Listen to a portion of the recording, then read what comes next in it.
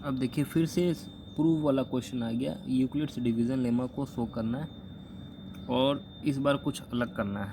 तो अगर पिछला वाला समझ में आया हो तो ठीक है, नहीं तो इस क्वेश्चन में अगर ध्यान देंगे तो आपको कुछ नया सीखने को मिल ही जाएगा। अब एक बात ये है कि आप एक ही बार में इसमें मास्टर नहीं बन सकते हैं, कम से कम 2 बार पूरे लेक्चर को देखना होगा और 1-2 बार आपको खुद करना होगा। आप 2-3 बार कर लोगे तब आपको मेथड समझ में आ जाएगा कि कर क्या रहे हैं इसमें, ठीक है ना।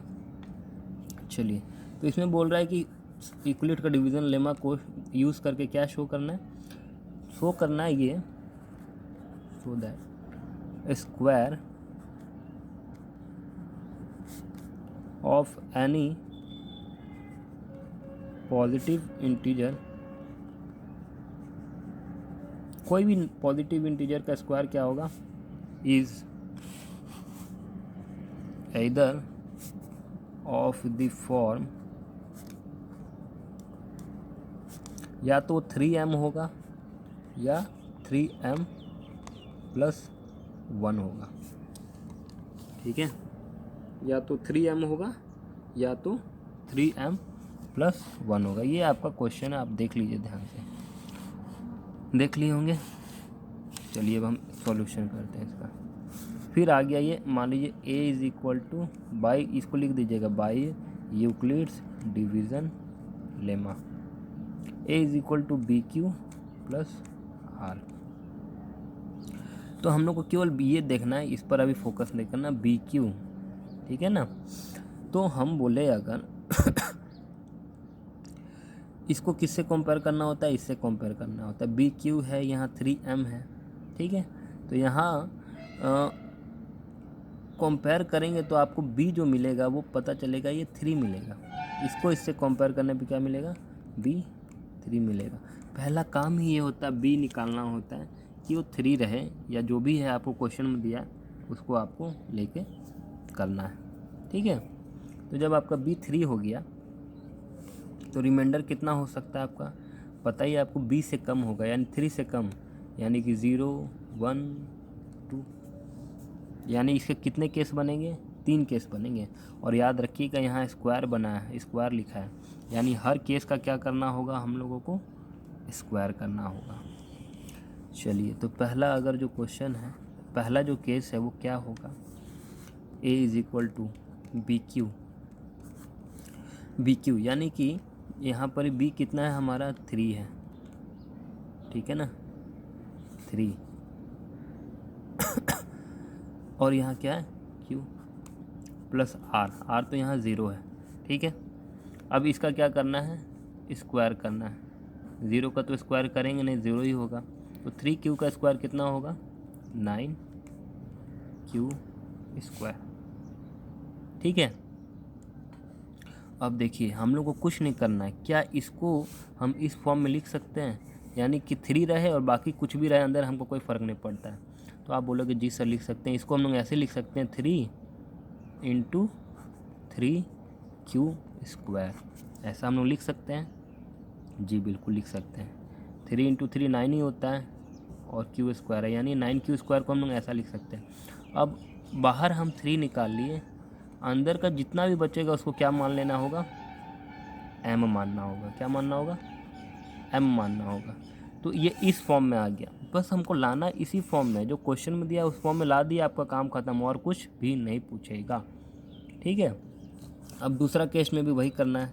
दूसरा केस में क्या होगा, a 3q, अब इस बार रिमाइंडर कितना लेंगे, 1 लेंगे। अब इसका क्या करना है, स्क्वायर। आपको a प्लस बी का स्क्वायर का फॉर्मूला पता होगा, होल स्क्वायर का, a स्क्वायर यानी कि 9q square plus b square यानी कि प्लस 1 प्लस 2ab यानी 3 2 6 इंटू, तो ये कितना होगा 6q, ठीक है। अब हम लोग कोशिश क्या करना है, 3m प्लस 1 के फॉर्म में लिखने का, क्योंकि 3m में तो आएगा नहीं क्योंकि अलग नंबर आ गया।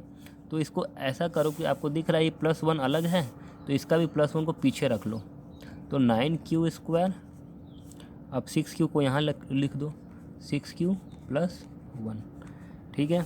अब देखिए क्या करेंगे, बहुत ही शानदार चीज़ है, केवल 3 बाहर निकालो, क्यों, क्योंकि यहाँ पर भी क्या है 3 बाहर है, तो 3 बाहर निकालोगे तो क्या होगा, कॉमन लेंगे 3 तो कितना बचेगा, 3 3 × 9 और क्यू स्क्वायर प्लस 3 2 जा 6 और ये क्यू है प्लस 1।